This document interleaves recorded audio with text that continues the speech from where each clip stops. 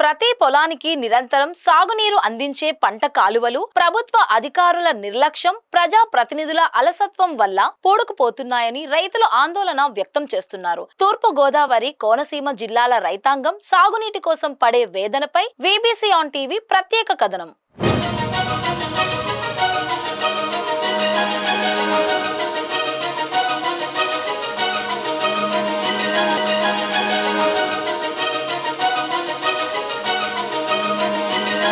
తూర్పు గోదావరి జిల్లా ధవళేశ్వరం నుండి బిఆర్ అంబేద్కర్ కోనసీమ జిల్లా బ్రహ్మపురి దిగువ వరకు గోదావరి నది ఎడమ కాలువ ద్వారా వేలాది ఎకరాల వరి భూములకు సాగునీరు అందుతుంది. ఈ పంట కాలువలో గుర్రపు డెక్క మొక్కలు ఎక్కువగా పెరిగిపోయాయి. కాలువ గట్టుపై నివాసాలు ఏర్పరచుకోవడంతో కాలువ కూచించుకుపోయి సాగునీటి ప్రవాహానికి ఆటంకం కలుగుతుంది. దీనికి తోడు సమీప గ్రామాల నుండి ప్లాస్టిక్ వ్యర్థాలతో కూడిన చెత్తను కాలువలో పడవేస్తున్నారు. 4 దశాబ్దాల క్రితం వరకు ఈ బ్యాంకు కెనాల్ నుండి లాంచీలు, పడవలతో జల రవాణా జరిగేది. కాలువ సమీప ప్రాంతాల ప్రజలు త్రాగునీటికి కాలువ నీరే వాడుకునేవారు. ప్రస్తుతం కాలువ గట్టుపై నివాసాలు ఏర్పడి నీటిని కలుషితం చేస్తున్నారు. ఈ కాలువపై చొప్పెల్ల, కపిలేశ్వరపురం, కోరుమిల్లి, మసకపల్లి గ్రామాల వద్ద స్వాతంత్రానికి పూర్వం నిర్మించిన లాకులు ప్రస్తుతం ఎటువంటి ఆధునీకరణకు నోచుకోక శిథిలావస్థకు చేరుకున్నాయి.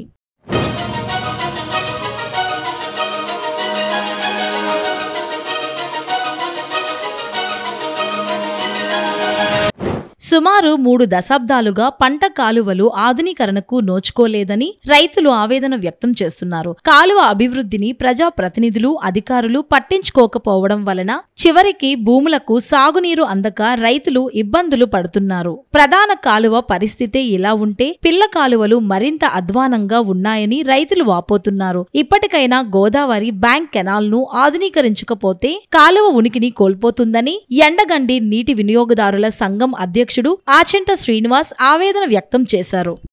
శ్రీనివాసరావు మాట్లాడుతున్నాను. నాకు ఎండగండి కాలువ అధ్యక్షులుగా ఇచ్చారు.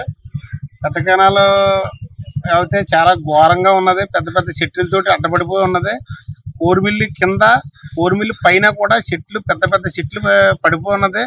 అలాగే గొట్టు బలహీనత పడి ఉంది. ఏ చెట్టు అన్నా పడి కాళ్ళలోకి పడిందంటే గొట్టు తెగిపోయే అవకాశం ఉన్నది.